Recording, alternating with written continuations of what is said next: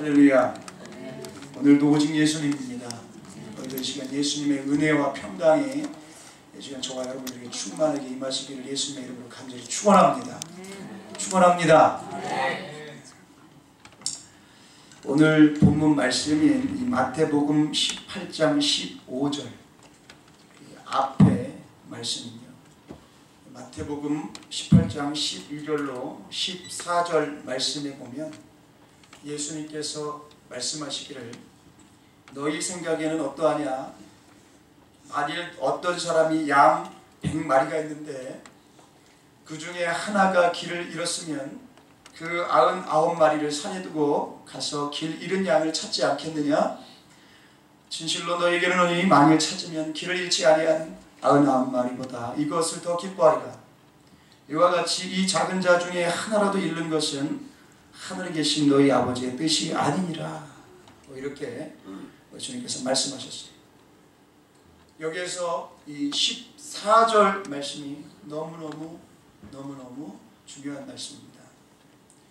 그 한 마리 양, 잃어버린 양. 그 잃어버린 것이 이 하나님의 뜻이 아니라는 거예요. 잃어버리는 것이 하나님의 뜻이 아니다. 그걸 찾는 것이 하나님의 뜻이에요. 아멘. 그런데 이 작은 자 중에 하나라도 그랬어요. 작은 자 중에. 여기서 말하는 이 작은 자가 뭘까요? 아마도 사람들이 보기에 뭐 별 볼 일 없는 그런 사람. 있어도 없어도 뭐 사람들이 관심을 두지 않는 그런 사람일지도 모릅니다. 특히 더 앞쪽에 나오는 말씀인 마태복음 18장 이 6절 말씀에 보면요. 예수님께서 이런 말씀합니다. 누구든지 나를 믿는 이 작은 자 중 하나를 실족하게 하면 차라리 연자맷돌이 그 목에 달려서 깊은 바다에 빠뜨려지는 것이 나으니라. 이렇게 말씀하고 계신데요. 여기서 나를 믿는 이 작은 자 중에라고 말씀하고 있습니다. 나를 믿는 이 작은 자. 이렇게 나오는 것을 보면요. 믿음이 별로 아주 없어 보이는 그런 사람일 수 있다. 이 작은 자라는 게. 교회에서 아주 뭐 굉장히 힘있게 충성하는 중요해 보이는 사람이 아니고 아주 믿음이 없어 보여서 저 사람이 정말 크리스찬인가 아닌가 별로 이 사람들이 관심을 갖지 않는 그런 사람일 수도 있어요. 그러나 예수님께서는 이런 작은 자 중에 하나라도 잃는 것은 누구의 뜻이 아니래요? 하늘에 계신 아버지의 뜻이 아니라는 거예요. 아버지. 이 말씀을 하신 우리 예수님의 마음을 우리가 짐작해 볼 수 있습니다. 아무리 작은 자 하나라도 잃어버리지 아니하시려고 하는 그 주님의 마음. 아멘. 주님의 그 마음. 아무리 사람들 보기에 보잘것없는 작은 자라도 그 한 명도 절대로 잃어버리지 않기를 원하시는 주님의 그 마음을 엿볼 수가 있다. 저와 여러분들도 이 주님의 뜻과 마음을 잘 알아가지고요. 예수님의 그 마음을 알아서 아무리 작은 자 한 사람이라도 포기하지 않는 그런 성도가 되어야 될 줄로 믿습니다. 네. 이런 걸 말씀을 전제로 해요. 그런데 오늘 본문 말씀에 보면 아주 믿음이 작아서 교회에 문제를 일으키는 사람이 생겼을 때에 이런 사람들에게 대해서 어떻게 해야 하는지 우리 예수님께서 말씀을 하셨습니다. 교회에 이렇게 문제를 일으킨 사람. 오늘 본문 말씀 15절에 보니까 뭐라고 말씀하냐면 죄를 범한 사람. 죄를 범한 사람. 이렇게 표현하고 있습니다. 죄를 범한 사람. 여기서 말하는 이 죄를 범한 사람이 뭘까? 여러 가지로 추측을 할 수 있지만 혹 예를 든다면 도둑질이나 뭔가 이렇게 그런 것들 예를 들 수 있지만 혹 예를 든다면 아내와 자식이 있는 그런 직분자가 다른 여자와 관계를 갖기 시작했는데 그것이 들통났다고 생각해봐요. 예를 든다면 이 사람이 교인 중에 한 사람일 수도 있고 교회 밖의 사람일 수도 있습니다. 이런 일이 생겼을 때 예수님은 15절에 보면 이렇게 하라고 그러셨어요. 15절을 우리 다 같이 한번 읽을까요? 한번 15절 읽어주시겠어요? 한번 같이 읽어볼까요? 시작. 내 형제가 죄를 범하거든 가서 너와 그 사람과만 상대하여 권고하라. 만일 들으면 네가 내 형제를 얻은 것이요. 아멘. 네 형제가 죄를 범한 것이 드러났을 때 먼저 찾아가라는 것입니다. 먼저 찾아가라. 그 범죄한 사람이 스스로 회개할 때까지 기다리지 말고 먼저 그 사람을 찾아가라는 거예요. 먼저 찾아가라. 왜냐하면 그 사람이 언제 회개할지 알 수 없기 때문입니다.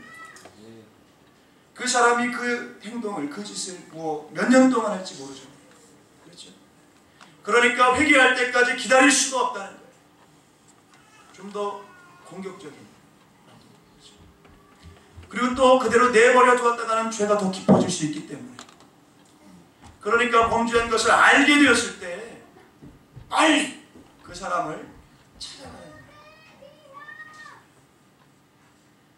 그리고 그 다음에 예수님께서는 너와 그 사람과만 상대하여 권고하라. 너와 그 사람과만 상대하여 권고하라 말씀하셨어요.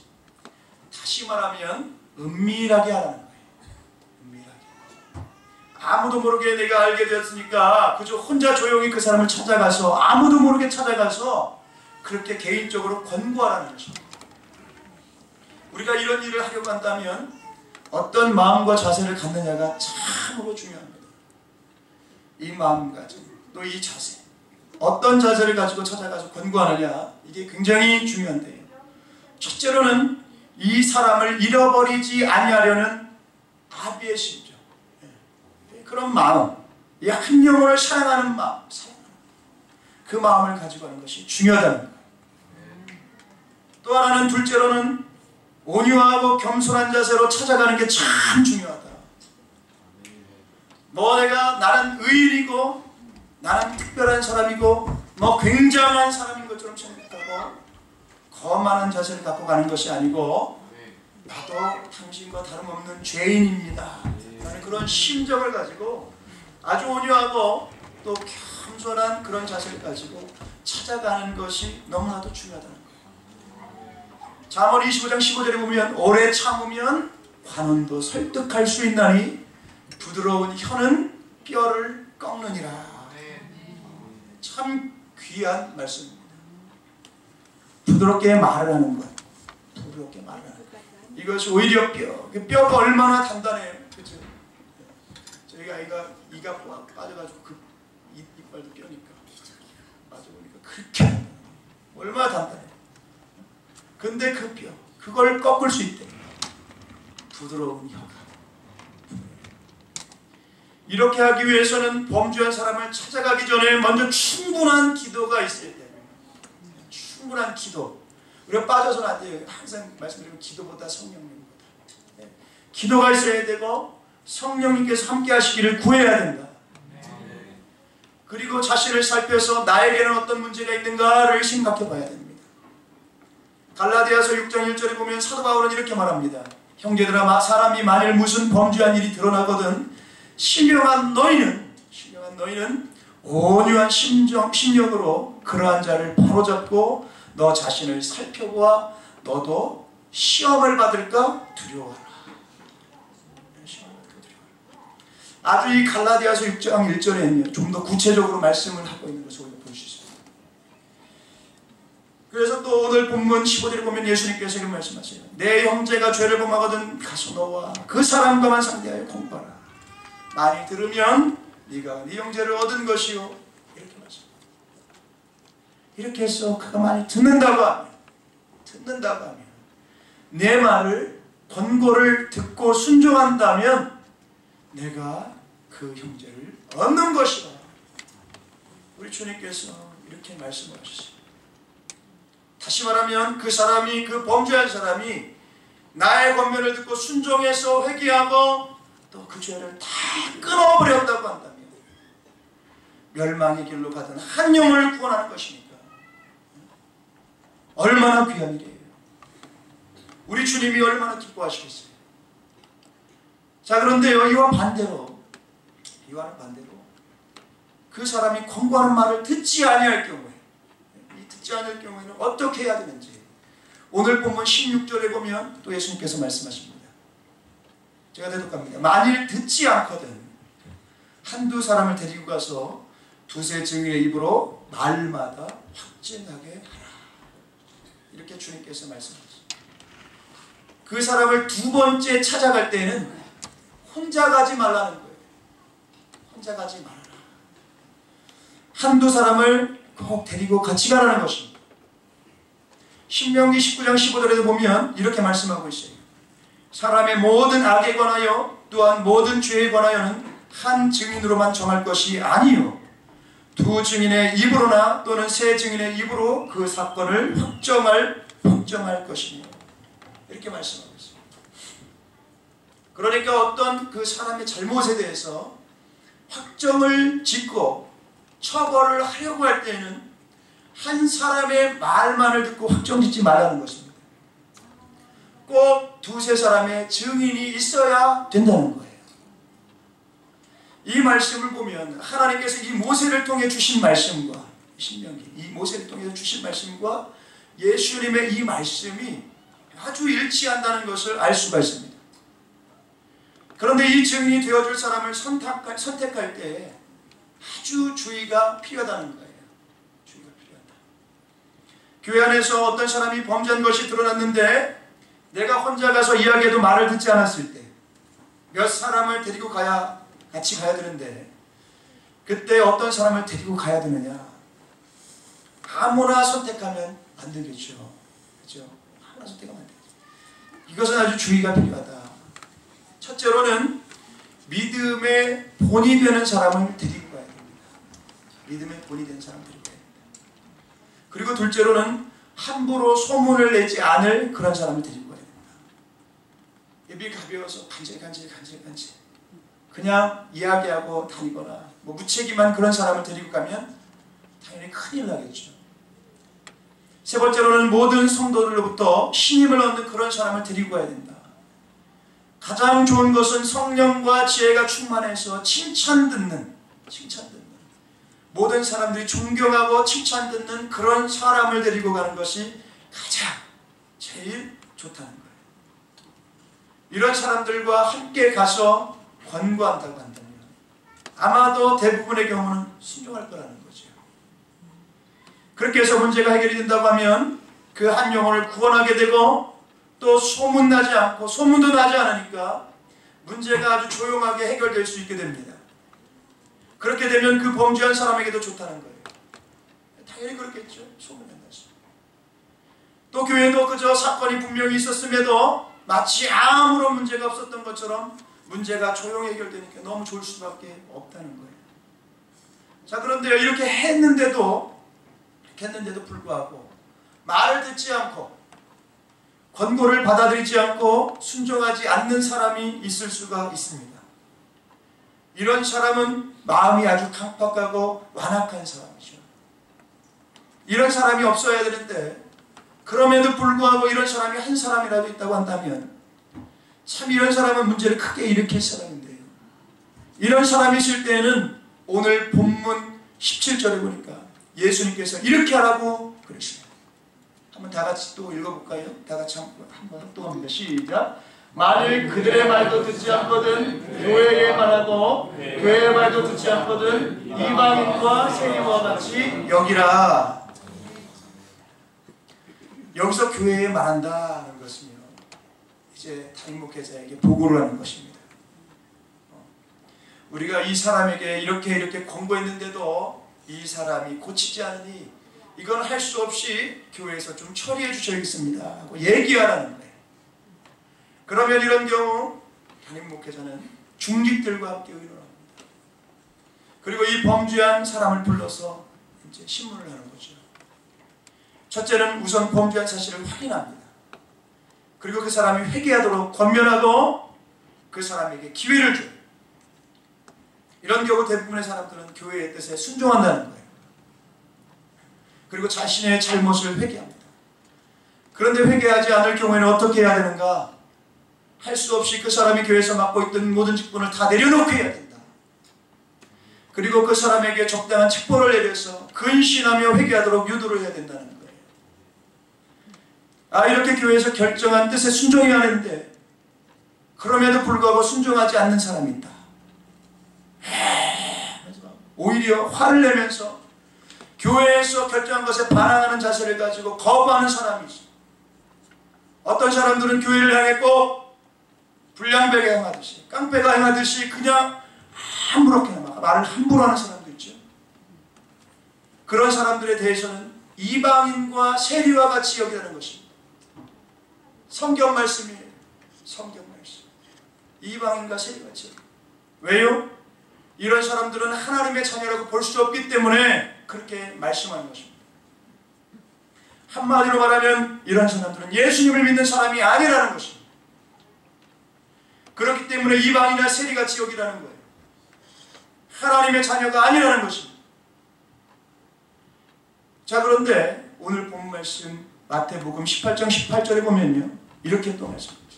한번 다 같이 한번 또 읽어볼까요? 시작. 진실로 너희에게 이르노니 무엇인지 너희가 땅에서 매면 하늘에서도 매일 것이요 무엇인지 땅에서 풀면 하늘에서도 풀리리라. 아멘. 이거 참으로 두렵고 떨리는 말씀입니다. 교회가 말을 하는데도 듣지 않아서 할 수 없이 하는 수 없이 이방인과 세리와 같이 여겨서 출교를 시켜버렸다고 하면 반성하고 회개를 해야 되는데 회개는커녕 그까지 인간들이 그렇게 했는데 이게 무슨 상관이 있나 이런 말을 한다는 거예요. 천만에요. 무엇인지 너희가 땅에서 매면 하늘에서도 매일 것이고 무엇인지 땅에서 풀면 하늘에서도 풀리리라. 다시 말하면 교회의 권위를 하나님께서 얼마나 존중해 주시고 계신지 몰라요. 그러니까 사람들이 모여서 결정한 것이 그 결정이 얼마나 무서운 결정인지 모릅니다. 그것을 두렵고 떨리는 마음으로 그것을 생각한다면 그 사람은 믿음이 있는 사람인데 그것을 무시해버리는 사람은 천국과 지옥도 믿지 않고 하나님도 믿지 않고 하나님의 심판도 믿지 않는 그런 강박하고 완악한 사람인 거예요. 이런 사람에게 최후의 결과가 어떻게 될지 그건 뭐 상상할 수가 없습니다. 그 사람이 진심으로 예수를 믿는 사람인지 아닌지 알아볼 수 있는 그 증거, 그러면 그 증거 뭘 보고 알 수가 있느냐. 참고로 말씀을 드리면요, 교회에 나온다고 해서 다 예수님을 믿는 사람이 아니라는 거예요. 자주 말씀드렸어요. 대부분의 경우는 예수님을 믿는 사람이지만 다 예수님을 믿는 것이 아니다. 이렇게 예배에 참석했다고 그래서 다 진실로 예수님을 믿는다고 그렇게 볼 수가 없다는 거예요. 평생 교회에 나와도 예배를 드렸다고 해도 예수님을 믿지 않는 그런 사람이 있습니다. 예수님이 안 믿어지는 사람이 있어요. 안 믿어져요. 예전에 말씀드렸지만 제가요 찬양 사역하면서 사역자로 있을 때 저희 리더가 있었어요. 그 사람은 정말 초엘리트였어요. 그냥 초등학교 때부터 대학원까지 그냥 거의 뭐 1등만 해보세요. 근데 이 사람이 뭐라고 하냐면요, 사역을 하고 있는데 음반도 내고 찬양 사역하고 있는데 안 믿어진대요. 안 믿어진대. 모태신앙인데 안 믿어진대. 믿어지는 제가 부럽대요. 믿어지는 제가 부럽대요. 안 믿어진대. 찬양하고 있죠. 기도하고 있죠. 예배드리고 있죠. 안 믿어져. 안 믿어져. 그 하나님이 환경을 통해서 그나마 믿는 시유에 내게끔 해가지고 믿게 하시는데 참아하는데 그렇게 안 믿어지는 사람도 있더라는 거예요. 머리가 원체도 좋아서 그런지 안 믿어진다. 안 믿어. 또 하나 예를 들면 미국의 어느 교회에서 일인데요.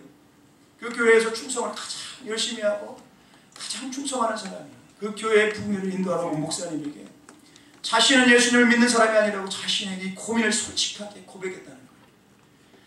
예수님이 안 믿어진다는 것입니다.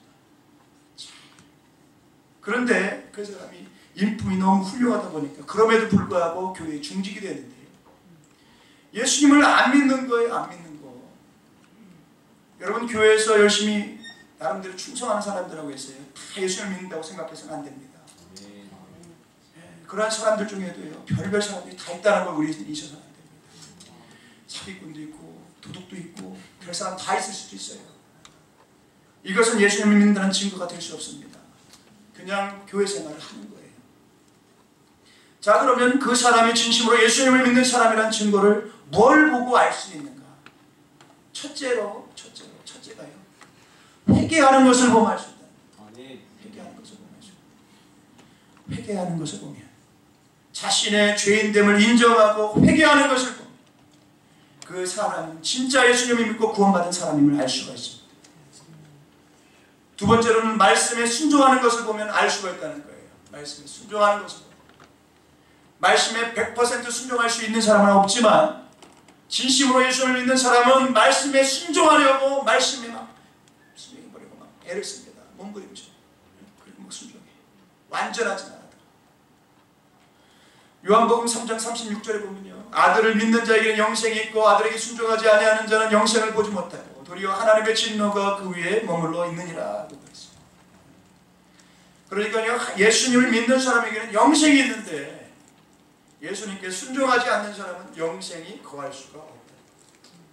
영생을 누릴 수가 없다.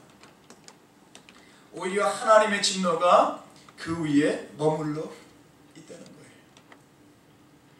그러니까 우리의 믿음은 우리에게 믿음이 생기면서 뭐가 달라져요? 주님의 말씀대로 살려고 하는 태도가 생기는 것입니다. 믿음이 자라나는 만큼 말씀대로 사는 것이 즐겁고요, 철저하게 말씀대로 살려고 애를 씁니다. 오늘도 그냥 아침에 잠깐 말씀을 준비하는데 집에서 그냥 갑자기 훅 하고 올라오는데 얼마나 감사하지. 이유가 없어요.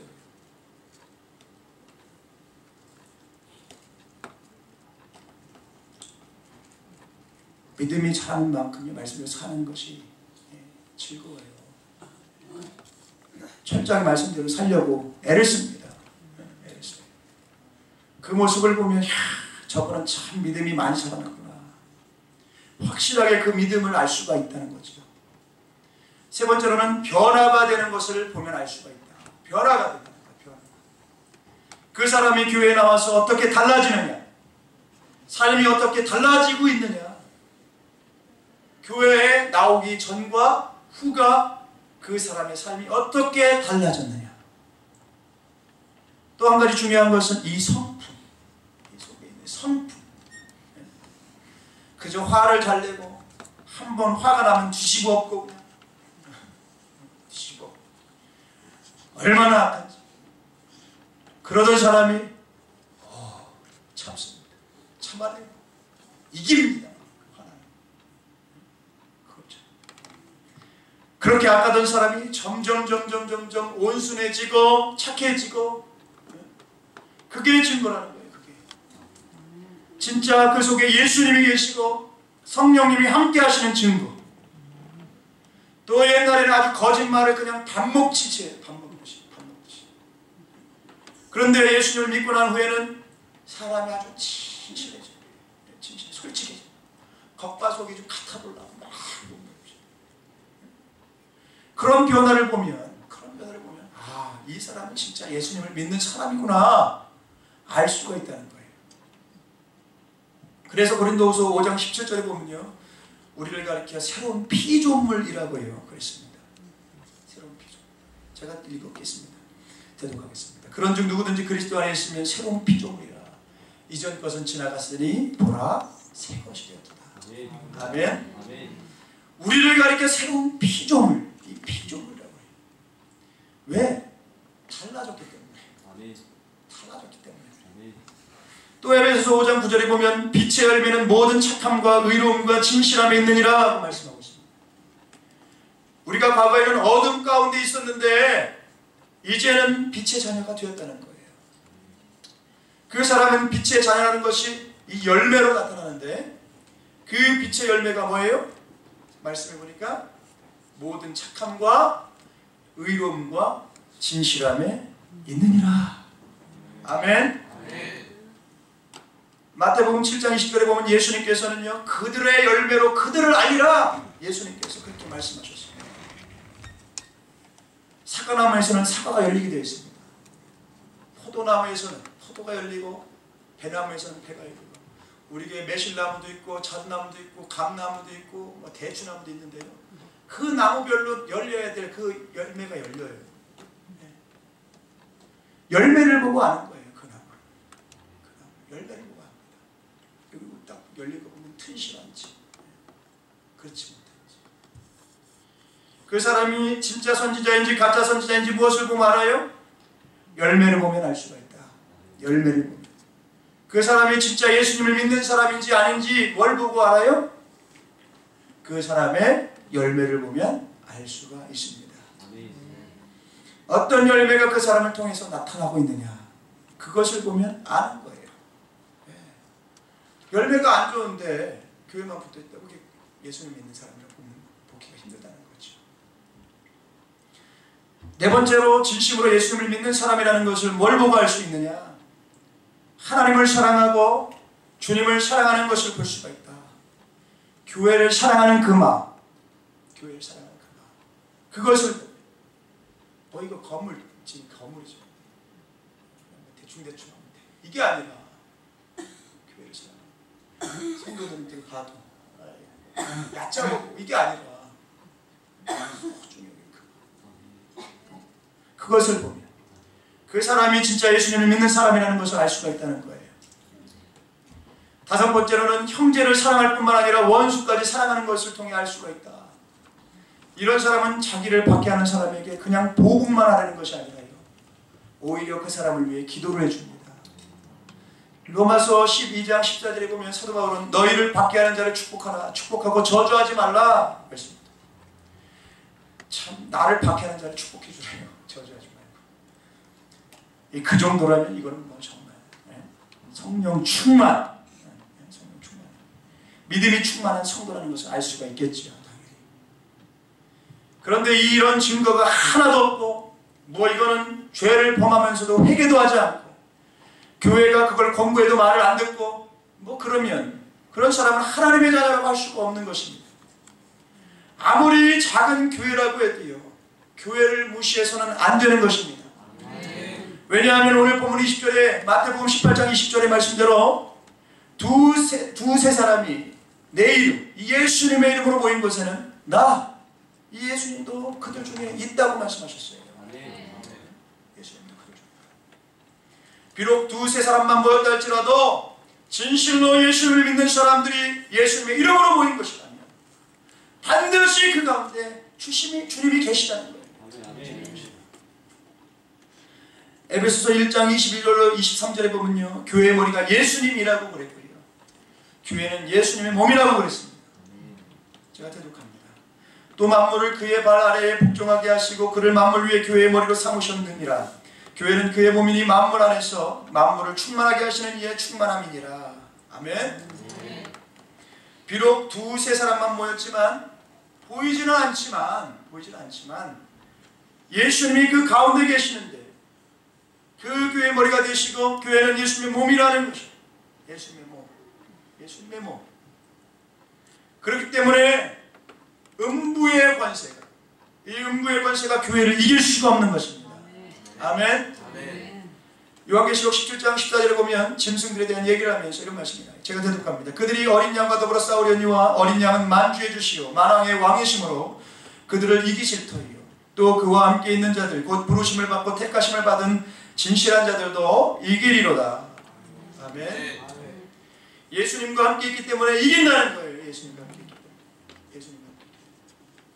그러므로 우리가 진심으로 예수님을 믿어서 하나님의 자녀, 구원받은 하나님의 자녀가 되었다고 한다면 그런 사람들은 두세 사람이라도요. 예수님의 이름으로 모인 교회가 되었을 때 그 교회가 비록 작아도 소중하게 여기게 되는 것입니다.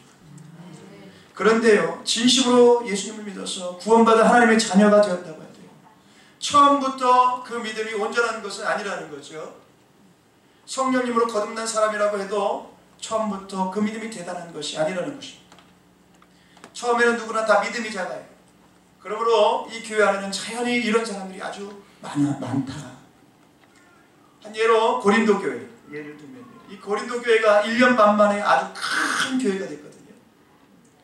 그러니까 예수님을 믿은 지 얼마 안 됐으니까 그런 성도들이 모여있다 보니까 거듭났다고 해도 진실로 예수님을 믿는다고 해도 이런 자들의 특징이 뭐라고요? 믿음이 다 작고 작아요. 대부분이 믿음이 다 작습니다. 예수님을 믿은 지 얼마 되지 않았기 때문에 그것이 이제 처음 예수님을 믿은 사람들이 문제가 거기에 있는 거예요. 그래서 고린도전서 3장 1절 3절에 보면 바울이 이런 이야기를 합니다. 형제들아 내가 신령한 자들을 대한 것 같이 너희에게 말할 수 없어서 육신에 속한 자 곧 그리스도 안에서 어린 아이들을 대한 것 같이 하노라. 내가 너희를 젖으로 먹이고 밥으로 아니하였노니 이는 너희가 감당하지 못하였음이거니와 지금도 못하리라. 너희는 아직도 육신에 속한 자로다. 너희 가운데 시기와 분쟁이 있으니 어찌 육신에 속하여 사람을 따라 행함이 아니리요. 이렇게 말씀하세요. 고린도 교회의 교인들, 이 성도들의 대부분이요 다 어린아이. 그러니까 예수님을 믿어도 아직 옛날 혈기가 남아있고 아직도 예전에 그 버릇이 남아있는 거예요. 그러다 보니까 그냥 자기가 잘났다고 그러고 말이 많다 보니까 그냥 시기가 있고 분쟁이 있고 또 이들 중에 믿음이 좋은 사람들은 보이지 않는 하나님을 바라보고 주님을 바라보고 항상 살아가는데 믿음이 작은 사람들은 그런 것을 몰라요. 그런 것을. 그냥 사람을 본다는 거예요. 사람만을 본다. 그래서 아주 훌륭한 사람을 보면 좀 훌륭해지고 못된 사람을 만나면 그 사람과 어울려가지고 못된 짓을 하고 사람 따라 이렇게 달라지는 거예요. 이것이 그 믿음이 작은 사람들의 특징이다. 이런 사람들이 모두가 다 은혜를 받아가지고 성령과 지혜가 충만한 믿음의 사람이 되어야 되는데 이것은 결코 쉬운 일이 아니라는 거예요. 그래서 사도 바울은 이렇게 고백합니다. 고린도전서 3장 6절로 7절 말씀입니다. 나는 심었고 아볼로는 물을 주었으되 오직 하나님께서 자라나게 하셨나니 그런즉 심는 이나 물 주는 이는 아무것도 아니로되 오직 자라게 하시는 이는 하나님뿐이십니다. 사도 바울의 고백입니다. 사도 바울과 같이 그렇게 능력 있고 말씀의 권세가 있어도 내 힘으로는 안 된다는 거예요. 내 힘으로. 우리는 아무것도 아니다. 이렇게 믿음이 어린 사람들, 이 믿음이 어린 사람들을 자라나게 하는 것은 오직 하나님만이 하실 수 있다. 그 말씀입니다.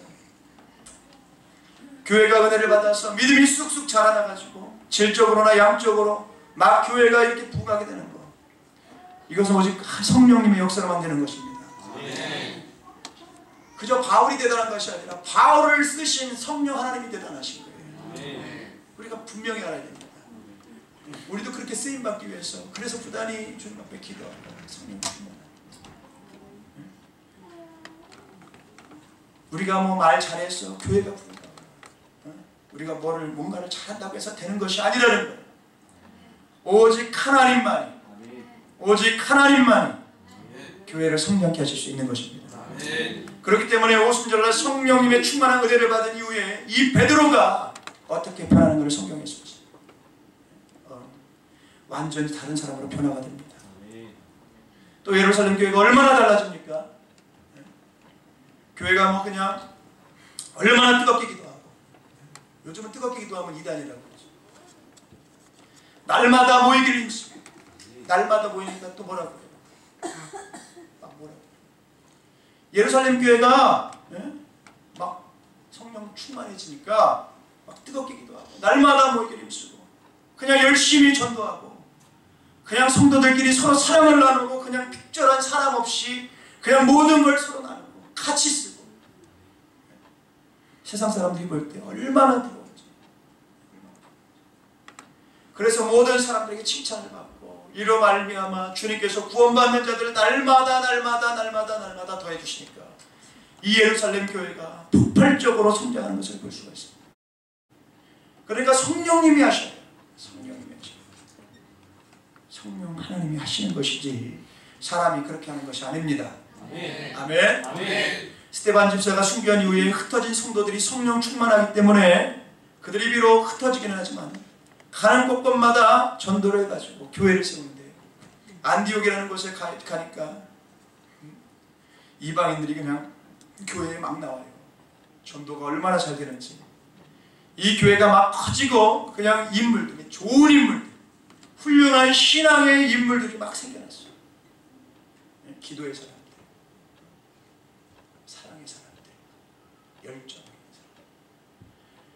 사도행전 13장을 보면요, 그래가지고 그냥 막 금식하면서 막 기도하고 성령 충만해가지고 성령님이 말씀하시는 것을 듣는 교회.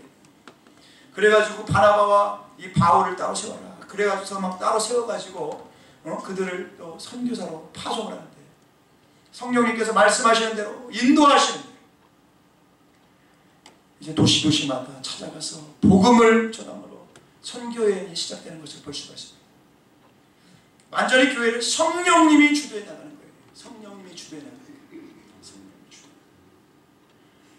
사랑하는 여러분, 우리 교회가 더 많이 더 좋게 변화되어야 되겠지만, 그래도 여기까지 이렇게 좋게 변화되고요, 그래도 성도님들 이렇게 모이고 잘 이렇게 하나하나 성장해 가고 있는 이유가 무엇인지 아십니까? 이것은 모두 성령님께서 하시는 것인 줄로 믿습니다. 아멘. 네, 우리 성령 하나님께서 하시는 거예요. 주님께서 저에게 말씀해 주셨어요. 이 교회는 내가 세웠다. 이 교회는 내가 세웠어. 이 교회에 성도들이 모이는 것은 내가 내 백성을 모아주는 거예요.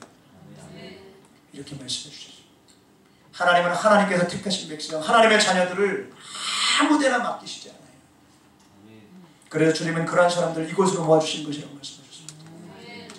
주님께서 그러한 사람들을 모아주실 때 먼 곳에서 또 막 오고, 그런 교회가 되는 거잖아요. 하나님께 모든 영광을 돌립니다. 할렐루야. 주님께서 다 하고 계세요. 하나님이 하고 계신 것입니다. 그런데 오늘 본문 마태복음 18장 18절로 19절에 보면요, 예수님께서 이렇게 말씀하셨습니다. 다 같이 다시 한번 읽을까요? 시작. 진실로 다시 너에게 이르노니 너희 중에 두 사람이 땅에서 합심하여 무엇이든지 구하면 하늘에 계신 내 아버지께서 그들을 위하여 이루게 하시리라. 아멘. 교회의 말을 듣지 않는 사람이라고 해서 여러분 그럼에도 불구하고 포기하면 안 됩니다. 그냥 포기해서는 안 되는 것입니다. 그 한 영혼을 구원하기 위해서 교회는 그 사람을 불쌍히 여기고 눈물로 중보의 기도를 하고 그 사람이 언제든지 회개할 수 있도록 우리가 합심해서 기도해야 되는 것입니다. 이것이 곧 사랑 아니겠습니까? 아멘. 우리가 그저 범죄한 사람을 판단만 하고요, 정죄만 하는 것에서 끝나면 안 됩니다. 아유, 그 못된 인간, 저게 무슨 예수 믿는 인간이야. 아이고, 저 나갈 뻔했다. 그렇게만 생각해서는 안 된다. 우리가 만약 범죄한 사람이 교회에서 그 범죄한 것이 드러났을 때 판단만 하고 정죄만 하고 그렇게만 한다고 하면 그 사람들은요, 더 악해져요. 더 악해져요. 더 악해져요. 그리고 교회와의 관계, 이 관계는 더 나빠지게 되고요. 그리고 그 다음에 일어날 일은 뻔하죠. 모든 것이 뭐 다 나빠지죠. 그렇죠? 그러므로 가장 이렇게 하지 않아야 되고, 그렇다면 이렇게 안 하도록 하는 가장 좋은 해결책이 뭔가? 가장 좋은 해결책은 그저 묵묵히 우리가 기도하는 거예요. 기도. 주님 앞에 기도하는 겁니다. 기도하는 거예요. 그 사람들도 주님 기도해 주는 거예요. 불쌍하잖아요. 그렇죠? 기도해 주는 거예요. 그렇게 해보세요. 그러면 우리 하나님께서는 반드시 은혜를 주십니다. 은혜를 받으면 믿음이 충만해지고, 믿음이 충만해지면 사랑이 충만해집니다. 여러분, 우리는 이 원리를 알아야 되는 거예요. 믿음이 충만해야 사랑이 충만해집니다. 그러면 아무리 못된 인간이라도 그 사람을 향한 이 불쌍히 여기는 마음이 생기게 되고요, 그 사람을 위해 눈물을 흘리며 중보기도를 하게 되고, 그를 얼마든지 용서할 수 있는 그런 마음이 생기고, 그를 사랑하는 마음까지 생기고, 그를 위해서 축복하면서 기도할 수 있게 되는 것입니다. 제가 예전에 대학생 때예요. 많이 이렇게 예수님 믿는다고 핍박을 많이 당했는데요, 집에서 당하기보다 선배들로부터 많이 핍박을 당했어요. 얼마나 핍박을 하든지. 근데요, 어느 날인가 막 기도를 하는데 막 불쌍한 거예요. 불쌍한 거예요. 그래가지고 막 선배가 또 이렇게 막 이렇게 혼내고 있는 그 자리에서 나도 모르게 막 뭐라고 하는데, 하나님이 형 사랑한대요. 마음 아프고 하나님이 형 사랑한대요. 사랑한대요. 막 때리는데 무슨 손방망이로 때리는 것 같고 이 새끼 장난하나 그러면서 네가 나하고 장난해 막 그러면서 사랑한다는데 어떻게 해요? 사랑한다는데 어떻게? 네? 사랑한다는데. 근데요, 바로 그렇게 변화가 되면 좋은데 참 하나님의 역사는 끝까지 가죠. 나중에 이 몇 년이 흐르고요, 이 사람들이 자기들이 언제부터 그랬다고 막 잘해줘요. 잘해줘요. 안부도 물어보고, 그리고 막 나이가 많아도 막 상담합니다. 이런 거 이렇게 하는 게 좋을까? 저렇게 하는 게 좋을까? 그럼 상담을 하고. 바뀌어요. 바뀌어. 그 속에서 하나 되고, 저를 사랑하고 또 도와줄 일이 있으면 도와주고, 이렇게 해보니까요, 천국이 이루어지고 하나님을 위해서 큰 일을 할 수 있게 되더라고요. 아멘. 그래서 로마서 12장 14절 말씀을 다시 보면요, 사도 바울은 이렇게 말합니다. 너희를 박해하는 자를 축복하라. 축복하고 저주하지 말라. 그리고 17절로 21절에 아무에게도 악을 악으로 갚지 말고 모든 사람 앞에서 선한 일을 도모하라. 할 수 있거든 너희로서는 모든 사람과 더불어 화목하라. 내 사랑하는 자들아, 너희가 친히 원수를 갚지 말고 하나님의 진노하시는 맡기라. 기록되었으되 원수 갚는 것이 내게 있으니 내가 갚으리라고 주께서 말씀하시니라. 내 원수가 줄이거든 먹이고 목마르거든 마시게 하라. 그리함으로 네가 숯불을 그 머리에 쌓아놓으리라. 악에게 지지 말고 선으로 악을 이기라. 아멘. 아멘. 아멘. 악에게 지지 말고 선으로 악을 이기라. 아멘. 교회가 이 말씀대로 산다는 거예요. 교회는 모두 천국이 될 거예요. 아멘. 교회가 이 말씀대로 살면 교회는 이 세상에 빛이 되고 소금이 되고 부흥은 초조가 될 줄로 믿습니다. 그런 주님께서 기뻐하시는 우리 교회가, 그런 우리 성도님들이 다 될 수 있으시기를 예수님의 이름으로 간절히 축원합니다. 아멘. 아멘. 아멘. 할렐루야. 아멘. 우리 이 시간 다 같이 한번 결단하시면서 기도했으면 좋겠어요. 이 시간 다 같이 한번 결단하시면서 기도하실 때요, 예수님 오늘 마태복음 18장 15절로 20절 말씀을 통해서 오늘도 우리에게 귀한 은혜를 주시니 감사합니다. 이 시대 살아가는 우리가 오늘 들은 이 말씀, 이 세상 살아가는 데 꼭 필요한 말씀인 줄로 믿습니다. 아버지, 이 세상에서 우리의 삶이 더욱 기도하는 삶, 사랑하는 삶, 하나님께 영광이 되는 삶이 되게 하여 주시옵소서. 열매가 있는 삶이 되게 하여 주시옵소서. 이 생명의 말씀을 꼭 신령 가운데 잘 새기게 하여 주셔서 늘 깨어 기도하며 성령 충만함으로 승리하는 삶을 살게 하여 주시옵소서. 우리 다 같이 결단하시면서 함께 기도하시겠습니다. 기도하시겠습니다. 예수님 감사합니다. 오늘 귀한 말씀 통해서 다시 한번 우리 주님 마음을 정말 아버지 깨닫게 하여 주시니 감사합니다. 아버지, 우리 교회 주님께서 기뻐하시는 교회 되기 위해서 더욱더 사랑하고 더욱더 기도하고 더욱더 충성하고 전도하고 순종하고 더욱더 하나님께 힘쓰는 교회 되게 하여 주시옵소서. 그 속에서 정말 아버지 주님께서 빛이 되게 하시고 소금이 되게 하시는 그런 놀라운 은혜를 경험으로 갖는 우리 교회가 되시도록 인도하여 주시옵시길 간절히 바라옵나이다. 아버지, 입술로만 주여 주여 하는 교회 되지 않게 하시고 더욱더 진실하게 정말 아버지 귀한 열매 맺는 하나님 아버지 그런 끼어있는 교회 될수록 하나님 아버지 함께하여 주시옵소서. 정말 사단 마귀에 계시는 음부의 권세는 아버지께 정말 주님께서 기뻐하시는 교회가 되지 못하도록 얼마나 정말 이간하고 분리하고 끊임없이 우리의 약한 것들을 아버지 정말 공격합니까? 아버지, 그것에 숨는 자, 그것에 정말 아버지 공격당하는 자가 되지 않게 하시며 아버지 오히려 정말 아버지 선한 것으로 정말 아버지 선한 것으로 악한 것을 이기시는 아버지 그런 정말 넉넉히 이기는 자가 되시도록 하나님 붙잡아 주시옵소서. 주님께 영광을 얻으시는 자가 되시도록 하나님 아버지 함께하여 주시옵소서. 아버지 함께하여 주시옵소서. 아버지 함께하여 주시옵소서. 그 속에서 정말 우리 교회가 날마다 정말 주님께서 거하시는 놀라운 정말 성령의 열매도 풍성해질 수 있도록 하나님 아버지 함께하여 주시옵소서. 아버지 함께하여 주시옵소서. 기도하겠습니다. 하나님 아버지 감사합니다. 오늘 주신 이 말씀이 우리에게 정말 아버지 평생의 축복이 될 줄로 믿습니다. 듣는 자만 되지 말고 행하는 자가 되게 하여 주셔서 아버지, 이 세상에서 우리의 삶이 더욱 기도하는 삶, 더욱 사랑하는 삶, 하나님께 영광이 되는 삶으로 열매가 풍성히 맺히는 그런 정말 삶이 되게 하여 주시옵소서. 오늘 들은 이 말씀, 이 생명의 말씀을 우리들의 심령 가운데 잘 새기게 하시고 잘 또한 기억하게 하셔서 늘 그 말씀 붙잡고 깨어기도하며 열매 맺는 승리하는 삶을 살아가게 하여 주시옵소서. 맡겨주신 사명을 잘 감당하는 믿음의 주인공이 될 수 있도록 인도하여 주시옵소서. 예수님 이 시간 간절히 기도합니다. 우리 가운데 육체적 질병으로 또 정신적 질병으로 신음하며 고통당하는 귀한 형제님들 자매님들이 있습니다. 이들을 불쌍히 긍휼히 여겨주시옵소서.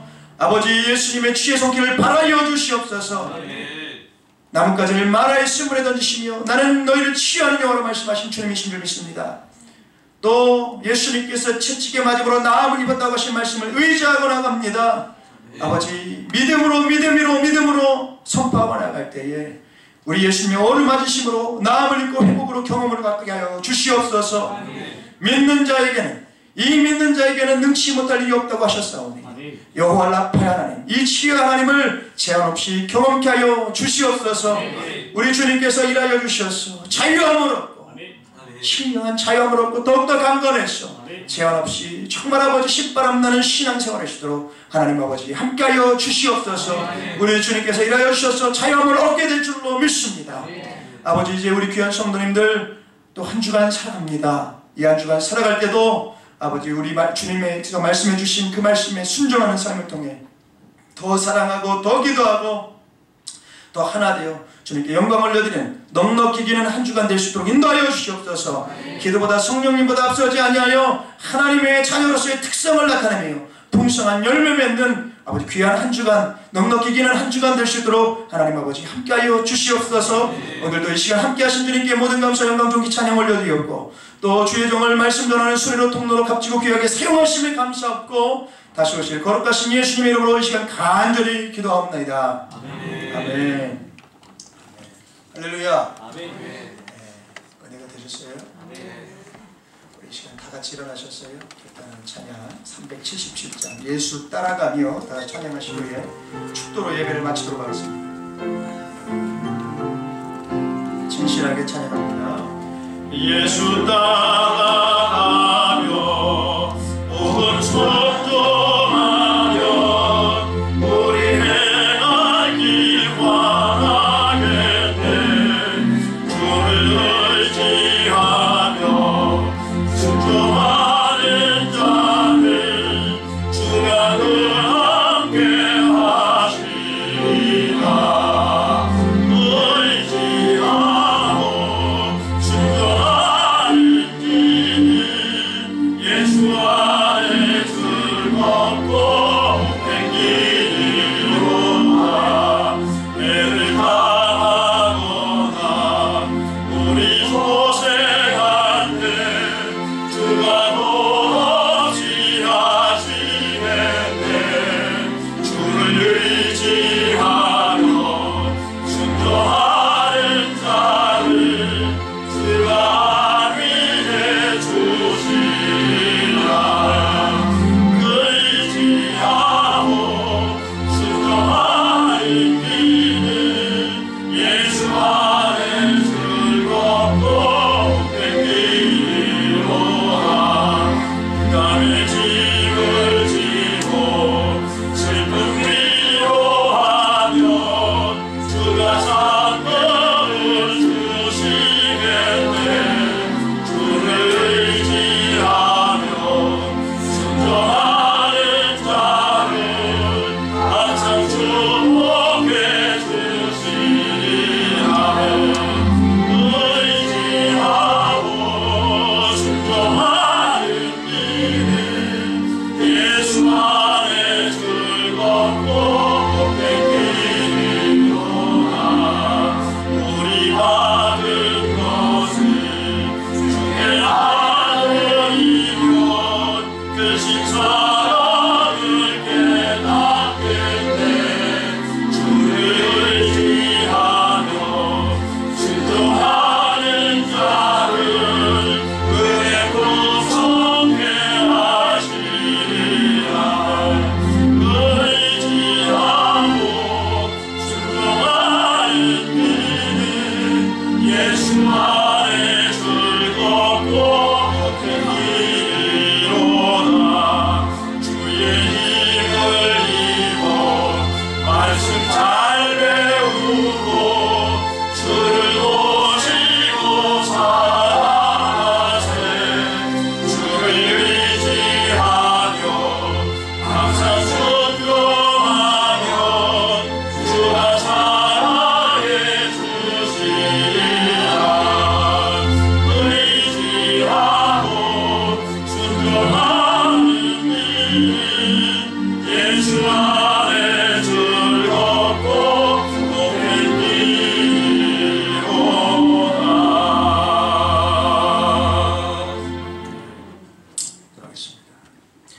지금은 우리 구주 예수 그리스도의 은혜와 하나님 아버지의 한량없는 사랑과 성령님의 감화 감동, 내주 교통 인도하심의 역사가 오늘 말씀을 듣고 더욱더 성령 충만하여 기도보다 성령님보다 앞서지 않는 거룩한 삶으로 사랑의 풍성한 열매를 맺혀가는 하나님의 자녀로서의 삶을 살기로 결단한 우리 귀하신 성도님들과 그의 자녀들과 예수님의 피로 값주고 사신 이 교회 위에 이제로부터 영원토록 함께 계시기를 예수님의 거룩하신 이름으로 시간 간절히 축원하옵나이다. 아멘.